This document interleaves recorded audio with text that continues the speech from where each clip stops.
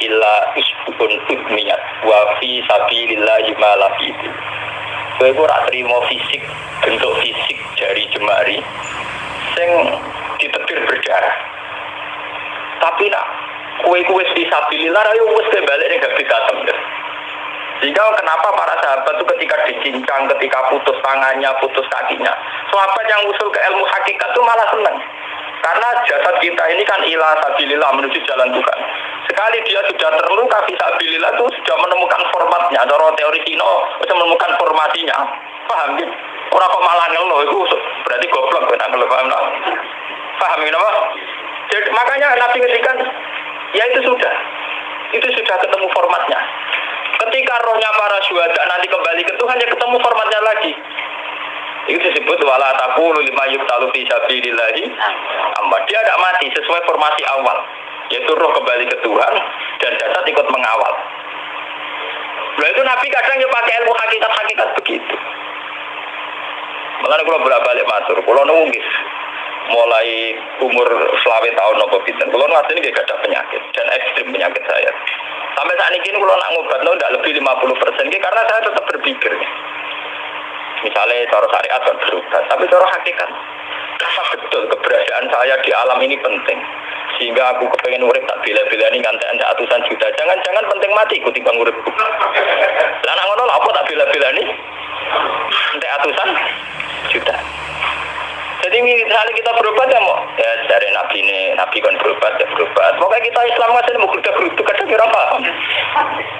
Sekali kamu mengamati dengan sisi hakikat, coba sekarang sampean pikir, coba sekarang nggak pakai logika hakikat, pakai logika syariat saja. Saya ini misalnya asetnya 10 juta, misalnya, saya punya aset 10 juta. Tapi misalnya aku rugi nawar atau dipengaruhi di masa depan sama ada. Kalau pulau kan soalnya secara teori di masa, misalnya pulau rugi, artinya kere di duit 10 juta aset. Tujuan saya sembuh kan supaya aku iso sembuh sehat, engkau iso kerja untuk anak. Tapi karena saya sakit nanti operasi tidak 10 juta. Operasi tidak 10 juta. Wong aku urip era mesti iso marisi anak. Apa meneh nek 10 juta tak ada gue berobat malah jelas ra iso marisi. Lah nek ngono penting matiku ya dibanding 10 juta. Karwan iso diwaris langsung. Sementara nek aku mari dibiayai 10 juta rong mesti mari 10 juta mesti kan. Artinya tidak ada jaminan kalau berobat itu secara visi ke depan lebih baik. Soalnya malah ngentekno donya enggak jelas akibat positifnya. Misalnya tetap lumpuh duit teori loh, Bapak artinya apa? Teori hakikat tetap lebih benar bahwa hidup itu tidak ada artinya, semua itu tidak ada artinya. Berobat apa enggak berobat semuanya tidak ada artinya. Teori loh gini. Sehingga kalau kita tengah-tengah aja tengah-tengah, kasus kula misalnya loro gitu berubah. Gusti separuh kalau melakukan syariat, tapi sebagai kalau ulama kekeh, tapi separuh kalau lakukan apa? Jadi kalau tetap buat ngarah obat 100%. Tapi orang ngarah berubah, orang kalau tiang apa? Syariat. Tapi memang faktanya itu begitu. Cara kaji Nabi kadang kaji Nabi berubah. Kadang kaji Nabi wis niki tercincang tiga guyon. Wah lagi illa usbuun utmiyat. Ora mau tripis sing gak melok-melok. Nah bukti bahwa jasad itu begitu tidak penting. Kayak Sayyid Hamzah. Menurut Sayyid Hamzah nganggep wahyu bentone ra karuan. Kalau teori Siti Jenar itu benar, teori Jalaluddin Rumi benar teorinya ya orang-orang salate lho, maksudnya orang anut salate. Benar cara analisis roh. Ketika Sayyid Hamzah dinyatakan mati oleh manusia, oleh hukum manusia dinyatakan mati karena dia sudah tidak bergerak. Dalam teori hakikat kan rohnya Sayyid Hamzah sudah fi khawasil tuyurin khudrin. Rohnya sudah diambil Tuhan, tidak mati. Paham ya? Ketika rohnya Sayyid Hamzah sudah diambil, jasad ini sudah tidak punya rasa.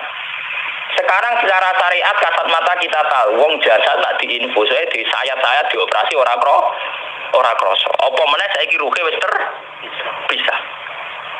Lah ya jasad itu cek gampange dioperasi dibius saja terus tidak kerasa. Apalagi rohnya sudah diambil.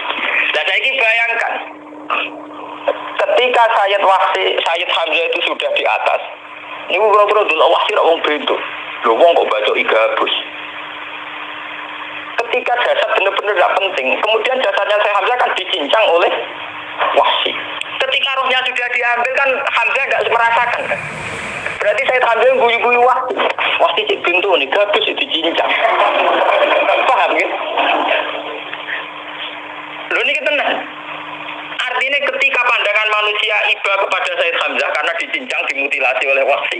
Wahsy tidak mengalami Pak Sinten, Sayyid Hamzah tidak mengalami apa-apa karena rohnya sudah bersama Tuhan. Dan iso wae Sayyid Hamzah malah guyu-guyu Wahsy. Cek goblok gabus kok dicincang. Lah nak ngono rak mirip, makanya dalam hal ini itu dalam teori roh itu sebetulnya Siti Jenar tidak sesat dalam teori roh. Tapi jangan katakan itu penemuannya Siti Jenar. Siti Jenar itu terlambat. Sebelum itu ada Husain Al-Khallas, sebelum itu ada Jalaluddin Rumi, sebelum itu juga ada sahabat, ada nabi. Cuma cara aplikasinya Siti Jenar melenceng. Jadi jangan katakan kok tak kampus-kampus. Iku pendapat Siti Jenar itu malah goblok meneh. Siti Jenar itu sanut, paham nggih maksud apa? Wis sanut.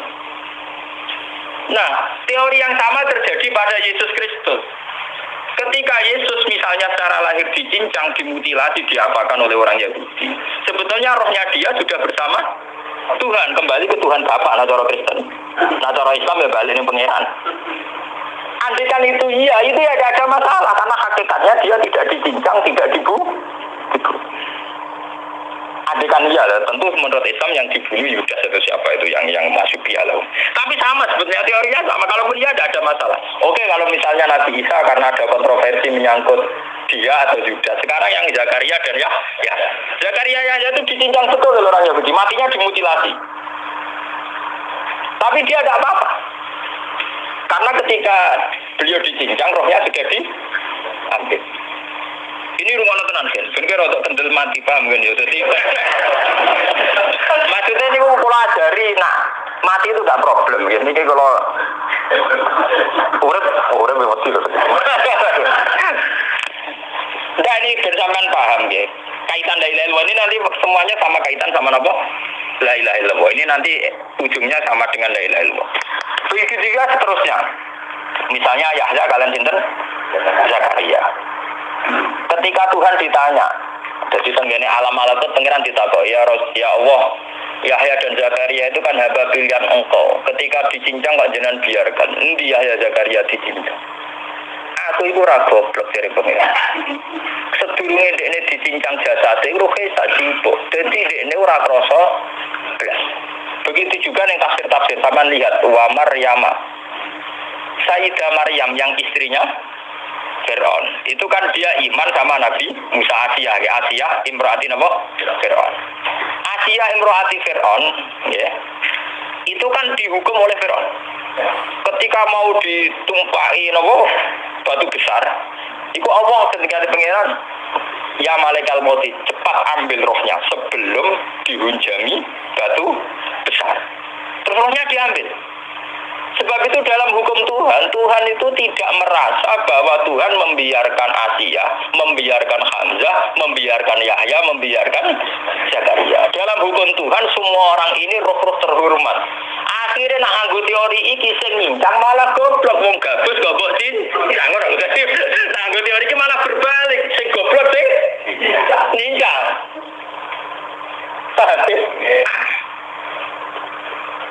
Yo ora kok sesuai sampean kiaskan saja. Wong dibius wae disayat-sayat gak kroso. Kaya apa nak ruhe bener-bener wis tercabut terpisah. Rasane ning ndi? Iku disebut wala taqulu limayuk talu fi sabilillah napa? Lah kemudian roh ini kemana? Nah, roh itu sudah menyatu dengan kalimat tauhid. Mesti roh itu bersaksi la ilaha illallah. Itu sing disebut ning alam roh ketika Allah tanya alastu bi rabbikum, mesti qalu bala. Mesti mereka jawabnya apa? Bala. Karena alam roh tentu lebih mudah bersaksi akan keberhadiran dan keeksistensi Tuhan Allah Subhanahu wa taala. Paham ya ini zaman penting. Nah, ketika kalimat tauhid sudah menyatu kayak begini, itu mesti kalimat tauhid sing mesti langsung untuk swarga. Itu dimaksud Nabi mustaiqinan biha qalbu mukhlishon biha qalbu. Hati itu qalbu kan nggak bisa kamu artikan jantung atau liver kayak teori modern sekarang. Misalnya qalbu itu apa? Jadi kiai qalbu itu jantung. Nah, ngono beda mek liver. Lah liver apa kabidun? Iku akal-akalan aja padha ora paham. Bahasa kolbun, fikrun, aklun itu sesuatu yang misteri. Roh ini kemudian dengan kalimat tauhid sudah menyatu, disebut mukhlison biha qalbu. Ada tingkat kemurnian hubungan roh dengan kalimat tauhid. Nah kalau begitu pasti dakhala jannah. Karena tidak mungkin kalimat tauhid kok di neraka. Lah ini ngomong masalah-masalah hakikat. Wong sing gak tahu petualangan hakikat, mau sing sering bingung bakas duit, bayar kredit, utang jatuh tempo. Ora usah melok mikir, utek mesti entek mikir duit. Terus mulai nopo? Waqalu ya wailana hadza yaumuddin, terus sekedap ini asyara bidzalika. Kalau terang kiamat, soal kiamat itu seru sandelok. Soal kiamat itu seru, seru sandelok. Anjing benak kiamat itu semua orang dihisab, termasuk sampean-sampean bareng dihisab. Pertama sing dijaga jelas sholat. Jadi kalau masalah ibadah mahdoh itu sholat, nah masalah sosial itu asal tidak saling bunuh. Terus kalau terangkan ya, terus ngendikane Rasulullah SAW ngendikane la yazalul mar'u fi fushatin min dini malam yusib daman haroman. Lebaran malah ya. La yazalul mar'u fi fushatin min dini malam yusib daman haroman. Seseorang itu boleh serilek-rileknya dalam beragama asal dia tidak mengalirkan darah yang terhormat. Gamane cara Jawa ora tau mateni wong, ora tau mateni wong, ora tau mateni wong mukmin utawa ora oleh mateni wong sing muahad atau mustaman. Ya ada aturannya lah. Jadi kalau sampean urip ora tau mateni wong iku wis secara beragama iku rileks karena fifusatin minti. Nah tentu mateni itu ada banyak sebab, diantaranya fatwa yang ekstrim sehingga ulama dulu itu senang guyon sampai keterusan saiki. Jadi kabeh wong alim khasih sering guyon karena memang menghindari omongan penting. Kenapa? Karena sekali omongan penting ini kadang yu'addi ilal fatwa kita kotul. Takutnya fatwa itu ekstrim, kemudian saling saling bunuh. Sehingga masyhur itu ada pepatah bahwa statement ulama atau kolamul ulama, penanya ulama itu ahaddu minas sayf, lebih tajam ketimbang pedang, karena bisa menimbulkan macam-macam. Sehingga dulu banyak ulama kalau bab jinayat itu sudah tidak mau baca bab jinayat itu karena ya takutnya fatwanya itu ekstrim. Ada beda zaman Nabi itu kan enak ya, sehingga Nabi mesti bener ya. Musuhnya Abu Jahal CS mesti salah ya. Tukaran saiki wis gak seru. Tukaran mek kowe repot. Masih aku musuh sampean ini soalnya bener sampean. Wong ora tau, urip ora tau seneng mbok musuhi ku piye ngono dadi. Kan gak penak. Ya misalnya kiai itu karena mbek santri, wong mesti kan normalnya bela kiai ini, mergo luwih alim luwih bener. Tapi kan cara pandang, lah iya sing bener kok mau ngalah kan.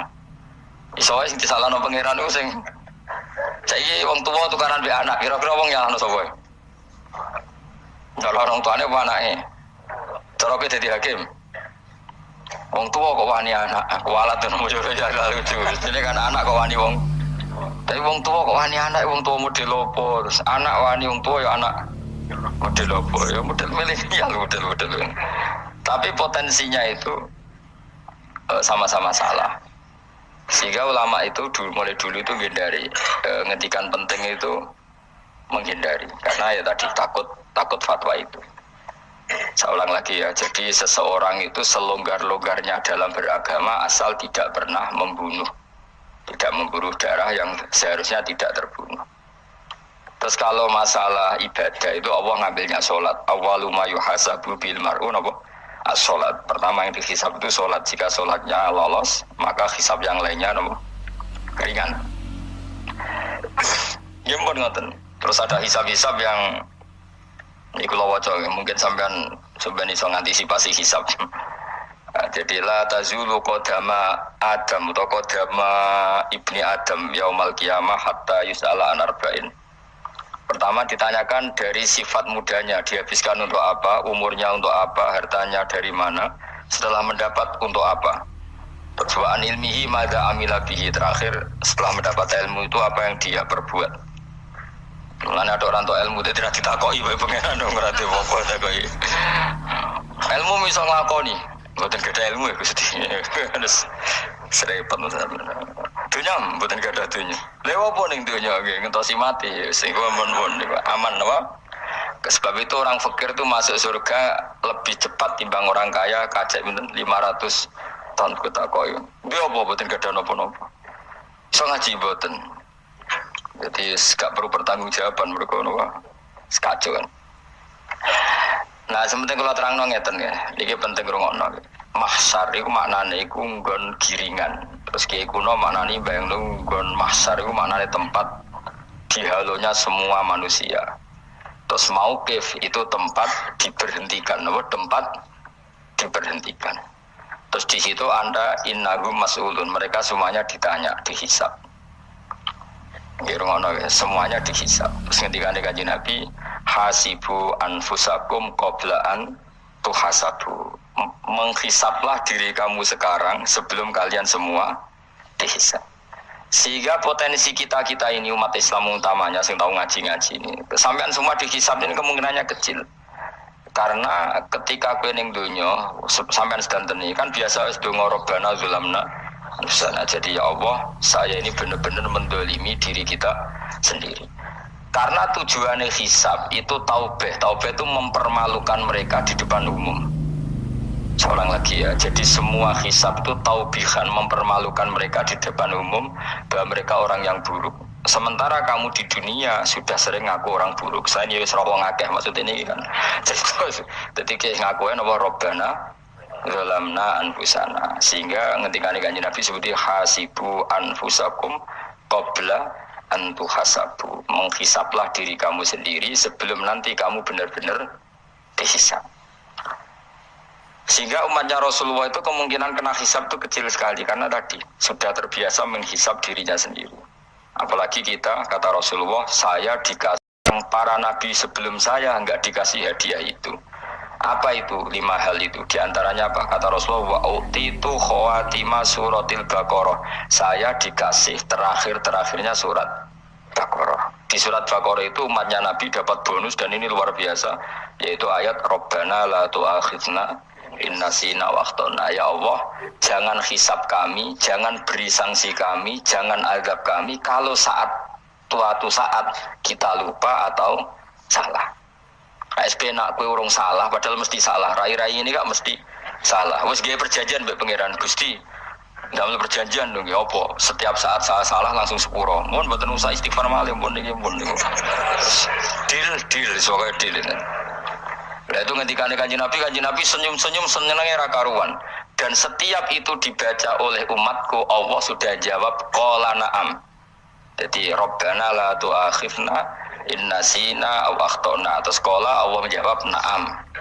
Terus Rabbana wa la tahmil alaina isron kama hamaltahu 'alal ladzina min qablina. Nabi Muhammad jawab, Allah menjawab na'am.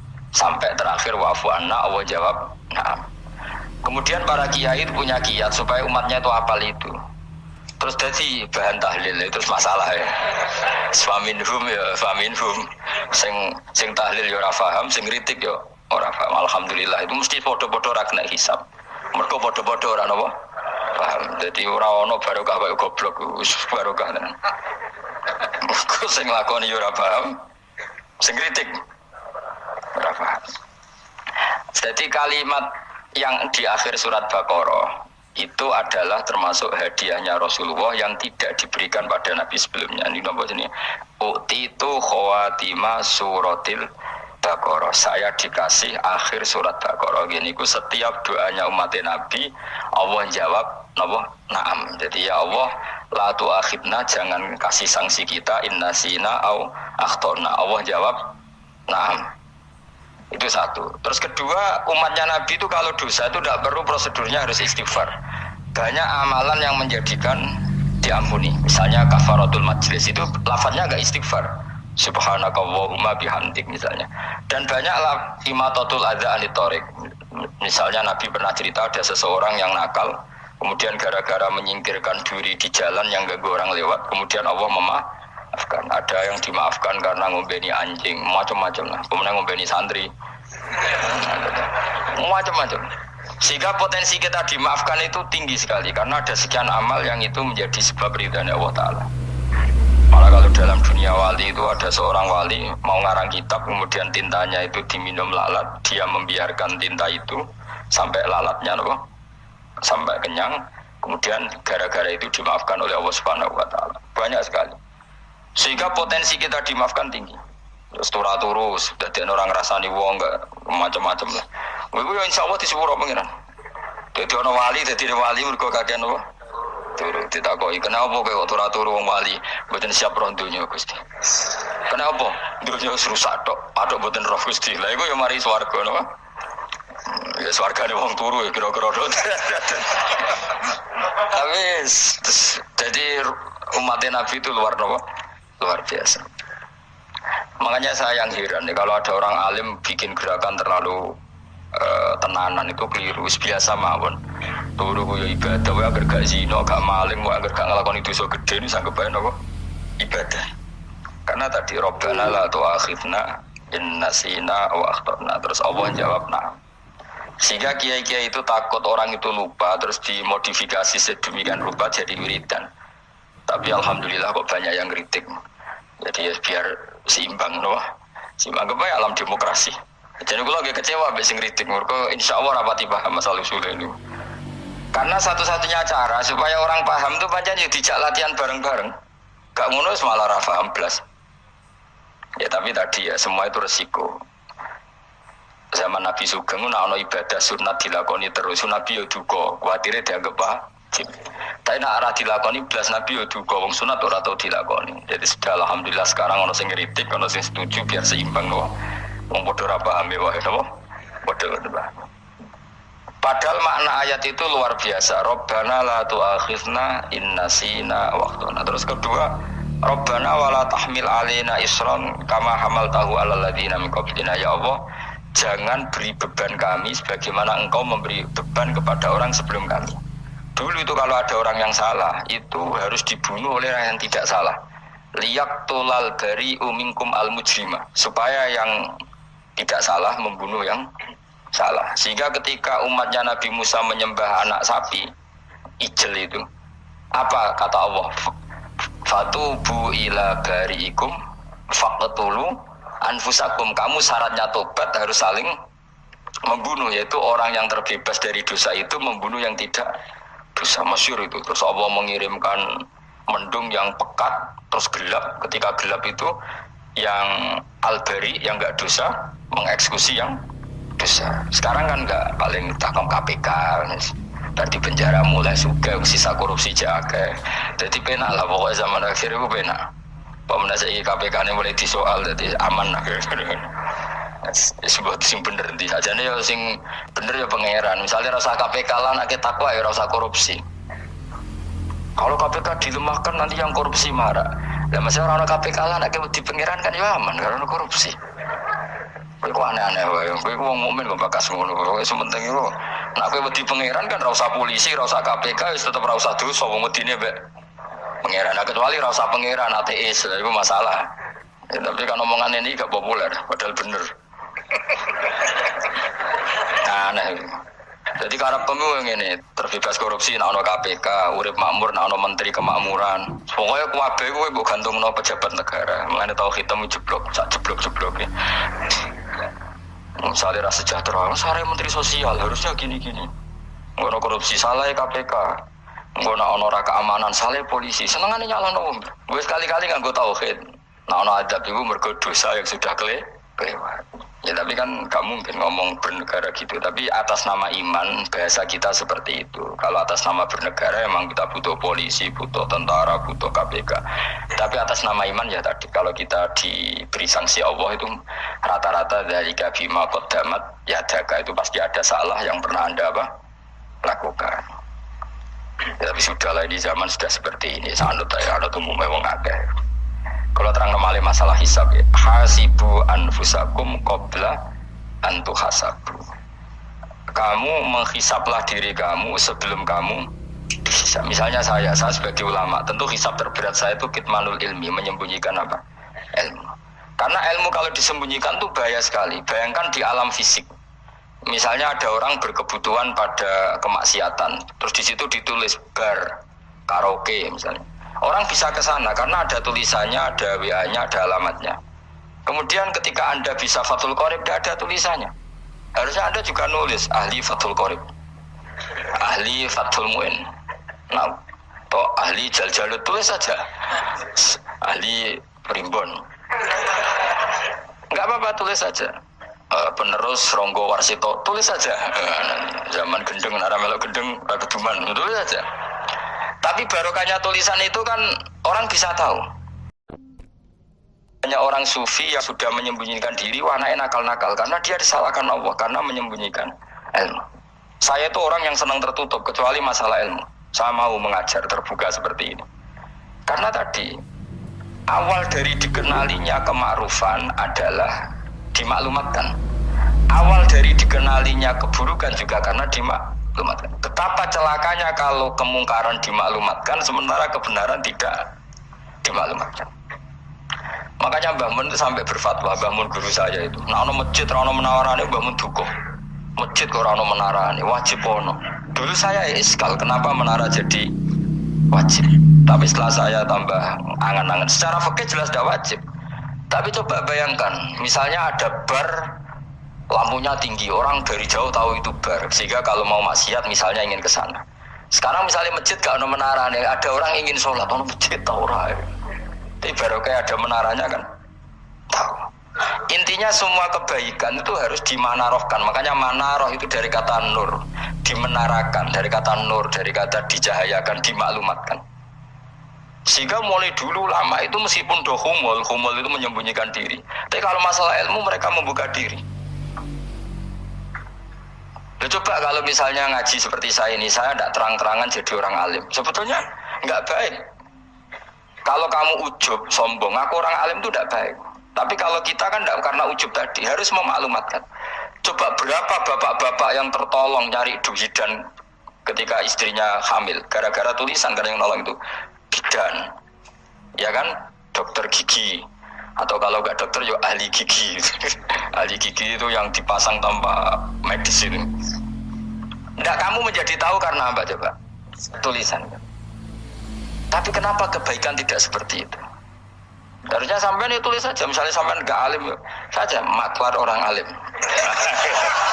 Siap menyalurkan ke tempat-tempat orang alim. Coba TKI tenaga kerja itu, mereka tahu Korea, Hongkong karena penyalur tenaga kerja. Tulis saja rumah kamu penyalur ke orang alim. Nanti antar ke berduaan. Kalau ada orang tanya, maksudnya gimana? Kalau butuh orang alim, tak antarkan.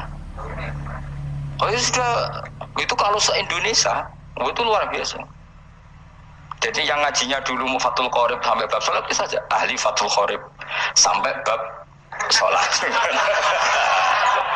Tulis saja dalam kurung pemahaman pas-pasan. Lu coba dokter itu kan fair. Kalau ilmunya pas-pasan tulis dokter umum. Kalau dia merasa pinter dokter spesialis. Dan itu menjadi orang tahu. Tulis saya kan baru ahli saraf. Nah. Buatan guyon itu betul. Makanya saya ini termasuk orang yang menyembunyikan diri. Tapi kalau bab ilmu enggak.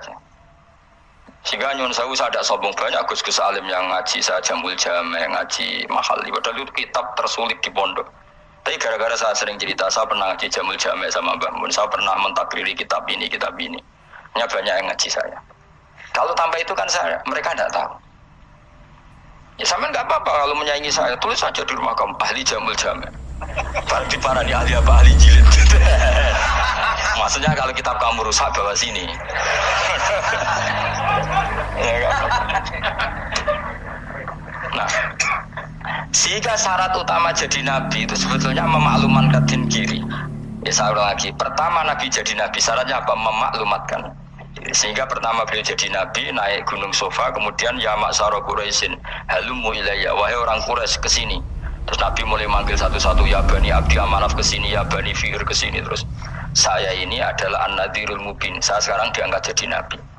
Terus Abu Lahab marah-marah, tabbannaka ya Muhammad alihada jama'tana. Muhammad kamu itu orang sial, kita enak-enakan tidur gara-gara kamu manggil kita datang, ternyata hanya untuk urusan seperti ini. Makanya terus ada tabbat yada abi Nabi watab. Tapi yang iman kemudian tanya, Muhammad, kalau kamu setelah jadi nabi, misinya apa? Saya diutus Allah untuk kamu menyembah Allah, tidak boleh menyekutukan Allah. Dan Allah memerintahkan kamu afa itu meninggalkan zina, meninggalkan maling, gini-gini. Coba kalau Nabi tidak memaklumatkan diri, jadi Nabi sekelunak-kelunus, ketemu wong monggo nggih. Ada temu dia nggih. Sengerti nak Nabi ku sapa aja. Sehingga orang-orang yang humul, yang menyembunyikan diri itu di bab ulama masalah besar itu. Karena ciri utama dosa adalah kitmanul ilm. Makanya Nabi sidik amanat tabligh fatona. Tabligh itu lawan katanya apa? Kitman. Makanya saya ngaji di mana-mana, saya di Jakarta ngaji, di sini ngaji, di Pasuruan ngaji. Harus dimaklumatkan ilmu. Dan kalau ada orang tanya ya tak jawab. Saya itu kitab yang paling aneh di pesantren, misalnya yang mulai aneh lah, kayak Jamul Jamek. Saya sampai sekarang masih ngajar Jamul Jamek. Kitab yang aneh. Macane lagi roh judulnya pusing. Jamul Jamek, kumpulannya pira-pira kumpulan. Jadi ilmu apa ayo ono ning kono. Sing gak ono ilmu dukun, mboten enten. Ilmu carane bodoni ora ono. Ning kono mau carane mlebu swarga tok. Mane potensi kula mlebu swarga itu tinggi sekali. Cara sing model piye duwe. Dadi pun. Jadi cara sing model piye duwe. Jadi cukup banyak no cara. Tapi nanti cara sitok orang mesti kalau nu ada cara ada. Jadi ada di cara iki mentok, ganti cara iki mentok. Gitu. Ya terakhir paling gampang cara nganggo fadhole pangeran. Iku kena mbok tiru pokoke mbok swarga nganggo fadhole pangeran. Masalah utama kita sebetulnya itu, makanya saya tidak pati cocok sama orang sufi itu. Kebenaran itu harus dimaklumatkan. Sementara orang sufi itu ingin menyembunyikan diri. Itu kalau untuk yang alim itu tidak bagus. Wong kita saja tahu itu dokter atau bidan karena tulisan. Ini bidan, ini dokter. Dan mereka jujur, dokter umum, dokter spesialis. Dan coba misalnya di kota, kamu tulis saja penyalur kebaikan. Orang yang ingin mondok, mau pondok pilihannya ada, Sarang ada, Peloso, Lirboyo. Kalau saya ke sana gimana? Saya kenal Gusnya, Tanter. Wan keren, juga ada penyalur. Kalau orang bisa tersalurkan ke Korea, ke Korut, ke Jepang karena tulisan, kenapa tidak banyak orang tersalur kebaikan karena tulisan? Orang mau kelunak orang jelas. Meskipun nanti ditawari orang, mesti tulis sih ahli takrib, cuma guyu. Ahli Fathul Qorib sampai bab sholat. Tulis saja jujur, maaf tapi hanya sampai bab sholat. Tulis saja, ada maafnya bareng maaf, tapi sampai bab sholat. Gak apa-apa. Paling harus wong sowan. Darian mau doa jenengan 2 tahun. Tapi ini mau doa mau 3 bulan. Mulai ngajinya do bab sholat. Gak apa. Itu dulu memang begitu. Rasulullah zaman Sugeng itu kalau ngajari santrinya itu balighu anni walau ayah, maklumatkan ke kampung kamu meskipun 1 ayat. Banyak sahabat kalau ditanya ya tidak bisa karena ngajinya ada hatam.